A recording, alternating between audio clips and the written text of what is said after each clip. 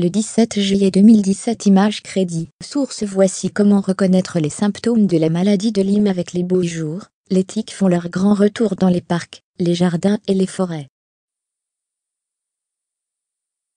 Mais prenez garde, certaines d'entre elles sont porteuses de la bactérie appelée Borrelia, et peuvent provoquer de graves affections chroniques, comme la maladie de Lyme. LCI dresse la liste des symptômes qui doivent vous pousser à consulter sans tarder. Vous attendiez avec impatience le retour du printemps pour profiter des espaces verts. Méfiance, la tique aussi.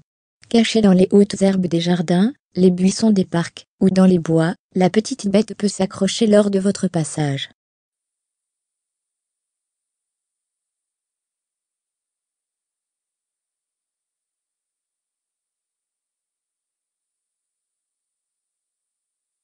Une contamination qui peut être lourde de conséquences, et provoquer la maladie de Lyme, si le traitement adéquat n'est pas donné rapidement.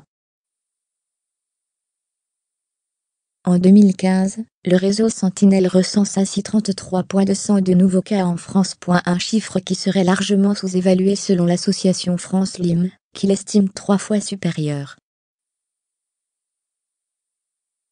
Sans tomber dans la psychose, le Pr Christian Perronne, chef de service en infectiologie à l'hôpital universitaire Raymond Poincaré de Garches et auteur de l'ouvrage « La vérité sur la maladie de Lyme », Odile Jacob, 2017, rappelle que certaines personnes peuvent éliminer la bactérie naturellement grâce à leur système immunitaire.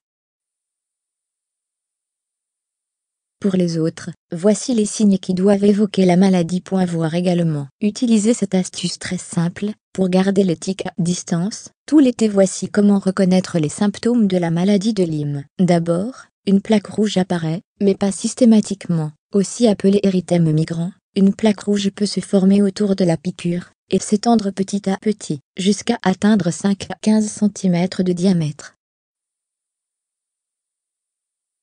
Le Pr Perronne est formel. Un érythème migrant doit systématiquement faire penser à la maladie de Lyme.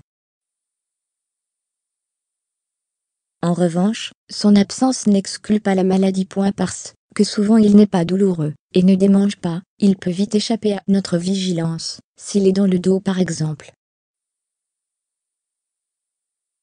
La lésion cutanée disparaît généralement d'elle-même au bout d'un mois, même sans traitement. Mais la bactérie Borrelia, elle, est toujours dans l'organisme.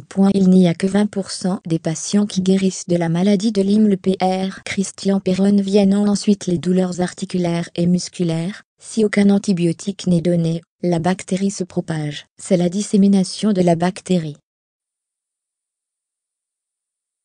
Le patient entre alors dans la deuxième phase de la maladie. Au bout de quelques semaines ou de quelques mois, selon les cas, des douleurs articulaires et musculaires d'une intensité variable apparaissent à différents endroits du corps. La particularité de la maladie de Lyme est que les articulations gonflent, les symptômes disparaissent pendant un temps puis réapparaissent, précise le Pr Benoît Jolac, responsable de la bactériologie au CHRU de Strasbourg. Voir aussi tiques et maladie de Lyme, une carte des départements les plus concernés. Puis, les symptômes neurologiques. De même, la bactérie peut gagner le système nerveux. Après une piqûre de tique, il existe des manifestations neurologiques, dont la survenue d'une paralysie faciale, parfois grave, détaille le Pr Perronne.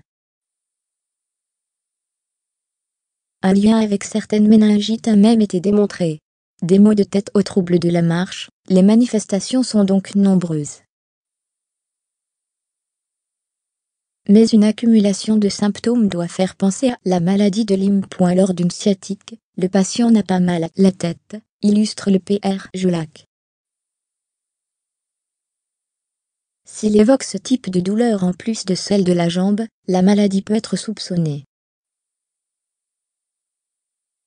Fermez les guillemets. Manifestations cardiaques, troubles de la vision, les autres symptômes, l'organisme réagit de différentes manières aux toxines libérées par les bactéries. Quelques semaines après la piqûre, des troubles cardiaques, tachycardie, oculaire, troubles de la vision, ou des lésions cutanées, rougeurs, peau durcie, peuvent apparaître.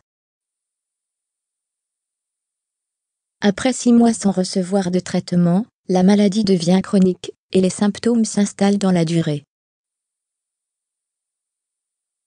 Il n'y a que 20% des patients qui guérissent rapidement de la maladie de Lyme.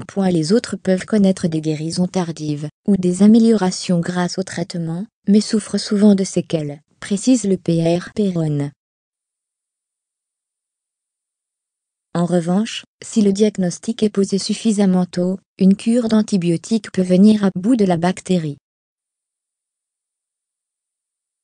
À noter, le plan national de lutte contre la maladie de Lyme et les maladies transmissibles par les tiques, dévoilé par le ministère de la Santé en septembre 2016, prévoit la mise en place de centres spécialisés de prise en charge dans chaque région.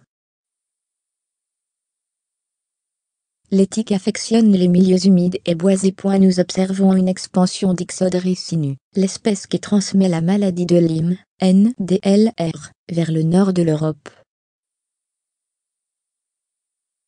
On la retrouve partout en France, y compris à des altitudes élevées, et dans l'arrière-pays méditerranéen. Explique Muriel Vessier-Tossa. C'est lié à des changements environnementaux, et à la prolifération d'animaux sauvages sur lesquels les tiques se nourrissent.